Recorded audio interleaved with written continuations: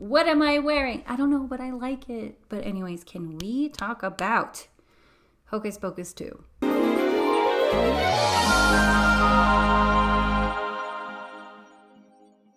Hello, darlings, and welcome to Take Care, Darling. It's me, Care Darling, your modern-day fairy godmother, and I just want to talk about Hocus Pocus 2. But before I do you guys like magic? So I am doing the magic challenge. It is a 28-day of gratitude. It's on my podcast, and day 1 begins today. So if you want to start with me, awesome. All you need really is you, a notebook, a pen, and let's get started. Now we're back to Hocus Pocus 2. So in short, there will be spoilers, and I just want to really jump into what made Hocus Pocus so special, and why do I feel that Hocus Pocus 2, it's cute, but it missed the mark. Now, Hocus Pocus came out in 1993, and when it first came out into theaters, it didn't do that well. Maybe it could be because Jurassic Park also came out during that same time, and the cast and crew were like, man, filming it was so special. I mean, it didn't do well, but over the years, Hocus Pocus has turned into probably one of the most loved Halloween family movies to go to, and it became a cult classic, and it is so loved. And the question is, why? And I'll do my best at it. So as a 90s kid, I have to say, I believe that the cartoons and family movies in the 90s were the best. I mean, we had the Disney Renaissance, we had Robin Williams, like that guy is just gold. But most of all, a lot of the storylines, even if they're like wacky, crazy, unrealistic, underneath all of it was heart and honesty, and something that it felt like we could carry with us as far as like this lesson. So in Hocus Pocus, the plot line is, it really is about a brother and sister relationship. We had Zachary, or is it Zachary? Anyways, it's Zachary Binks and his sister Emily. So we have that brother and sister, and then of course in the present day we have Max and Danny. Now Danny, I really have grown to love this character because she is an annoying sister, yet there are times you're just cheering her on because you're like, yes Danny, you let them have it. And Max, he's going through the sense of moving into a new town. He didn't want to move. He kind of has that teenage angst, and he's a mood. He is a mood. So there are things about their characters where they have flaws to them, but they also have a bit of redemption to it, right? So even if Max is like, no, Danny, I don't want to take you out, or Danny, you're so dumb to speak up to those bullies, he does have a moment where he's like, listen, I'm your older brother. I'll always protect you because you're my sister and I love you. And she's like, no, I love you too. So there's always this sense of like underneath it all, it's about a brother and sister. The thing though with Hocus Pocus is that there actually wasn't a lot of Halloween family movies. Now in the 90s, I do think that there was quite a bit you could get away with. And there's definitely some inappropriate things in there that maybe kids shouldn't see. But honestly, I was a kid. A lot of them just flew over my head. And that way, I guess the adults enjoyed it. So as you grow up, you're like catching things where you're like, oh, that's what a virgin is.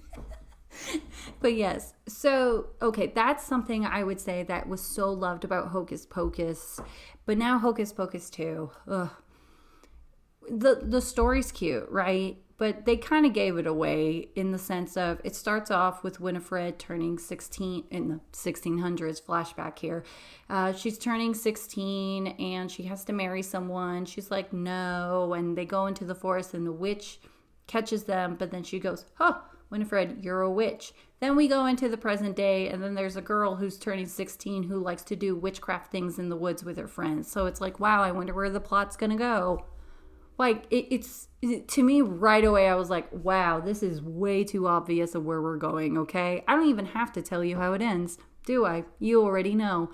So it is two friends, and there's another friend, Cassie, there, and they're like not friends anymore. And it could be because of her annoying boyfriend, who, that's it. He's just annoying. He's not mean. It just seems like he has some maturing to do. And he's calling their like witchcraft weird, which I'm kind of with him. Like, yeah, it's kind of weird that you guys go do spells and then you pretend to curse me in class. That is weird behavior. So I'm actually with him on that. Versus Hocus Pocus, when they had a villain, like on the, not the witches, but like a villain with the humans, like the bullies, you knew they were mean. They were awful guys, because they would steal your candy, they would call you names, and they would steal your shoes. So, and they would beat you up too. So it's like these guys were absolutely no good, and you can actually list why they're bad, versus this girl's boyfriend, which is like, it's not that bad if you think about it. We're getting soft, guys. We're getting soft. So, right. So it just, honestly, it just seems like miscommunication within the friends. It's like, great, now that you guys talked, you'll get along later in the movie. And something I noticed Disney does is, especially now versus how it was in the 90s and 2000s, is they've created something where kids are brilliant and adults are stupid. Now, when I was growing up, like, and I mean like even Stevens, That's So Raven, Lizzie McGuire, was that the parents, you know, they may not be perfect, but in the end of the day, you need to respect your parents, and they're the ones that make the rules in the house, and they love you, blah, blah, blah. Versus, you know, the things that kids now watch is like, parents may not always be there, they're in charge, and they're like, their comedy is being rude and snotty to other people. You know, that's what I've noticed Disney does. Or they'll do something so, I say, obnoxious, where it's like, this is funny, laugh, funny. And it's like, wait, where was the joke? And so when looking at Hocus Pocus 2, there are two, I'm saying human adults. I'm not counting the witches. The human adults in it is, one is the pastor in the flashback 1600s, and then he is the mayor in the present, because they're related, but it's the same actor. He's in Arrested Development. He is funny. Like, he is funny in his body of work, but in this movie, it's so obnoxious and in your face that I'm like, got it. It's the writing. I don't blame you, sir. It's the fact that, and his only trait as the mayor is that he's so nice, and that's it. He's so nice, and he really wants a Halloween candy apple, and that's it. Versus when you look at the adults in Hocus Pocus, it's, you know, they genuinely do care for their kids, but you also see more to them. Like the fact that the mom, you know, she loves Madonna, she loves dressing up, and it's like, I can totally see who she was in, you know, in her 20s and partying, and why dad loved her. A great moment is, you know, the fact that they trust their kids to go trick-or-treating, and they run it at the dance, and he's like, it's me, Dad. I can't do it, but, and he's like, Dad, there's something I need to tell you. And his first question is, where's Danny? And he goes, Danny is fine.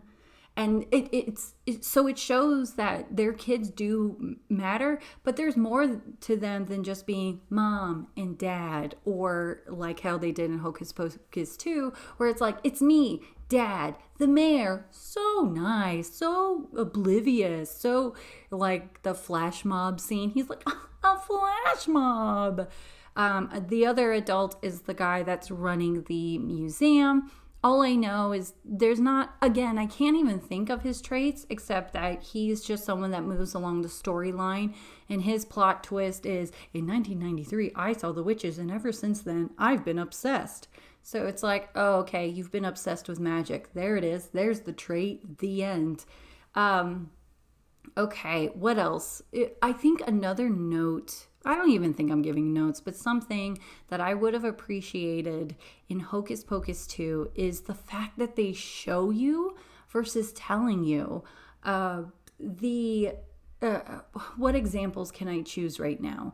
So, for example, Billy the zombie. in Hocus Pocus 2, and maybe it's because his mouth is sewn shut, but he has a lot of situational comedy for him. I mean, the key one that stands out to me the most is his rising and his like, Billy, get the kids. And he looks at his tombstone and is like, like, oh, I'm dead. So things like that where you didn't have to, he didn't have to go, wait, I'm dead. So when he's back in the Hocus Pocus 2, it's that adult museum guy and he's running and you hear him yelling, wait, I'm a good zombie. And it's just like, no, like you don't have to yell and tell us, like we know who you are. And Billy is so funny without words. And like I said, more situational, but they just have Billy talk a lot. And maybe it's because his head is off. So they just give him more lines. And so I think they missed the mark. Now, here's where I'll say that I appreciated Hocus Pocus 2.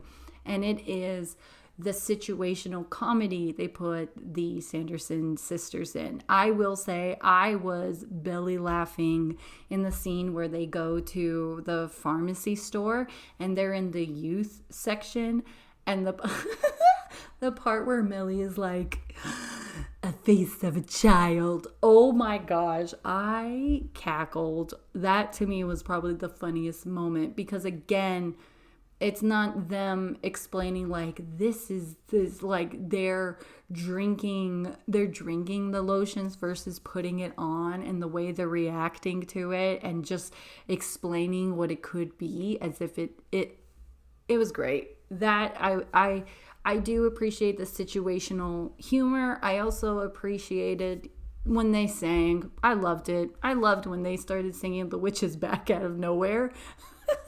But instead of focusing on them being like, we're singing The Witch is Back and cameras on us, it went to the girls to focus like, what the heck is going on? And they're like, yes, we just bust out in song. I do appreciate when they did sing One Way or Another and it was the flash mob. I thought that was pretty cool, but they polished it. You know what I mean? Like when they did in Hocus Pocus, I Put a Spell on You. It really, the people in there aren't choreographed to do things, but then when you see that they're in a spell and you see their trance, you're like, oh dang, this is bad. Versus watching them go into the trance and do the flash mob. I guess in my head, I'm like, this dance looks too good for people being under a spell. And I guess I wish it wasn't something like so elaborate. I just wish it was so simple. And yeah, I don't know. That's like something I'm like, I could get over it. But that's just how I felt in that moment. So yes, I'm going to cut it here because I would love to know, what are your thoughts on Hocus Pocus 2? Was there anything that I missed? Is there something you agreed with? Love to know. Oh, I would also like to know, who is your favorite character? I'm going to say in Hocus Pocus, because in Hocus Pocus 2, I'm like, there weren't really any characters. I was like, oh, this is a great addition. In Hocus Pocus, I would have to say my favorite character is Billy. I loved Billy. There's just something about him. And he, for someone that was terrifying, like to look at, he was just so great. And I enjoyed that. Justice for Billy. Anyways, darlings, that is it for today's episode. And without further ado, take care, darling.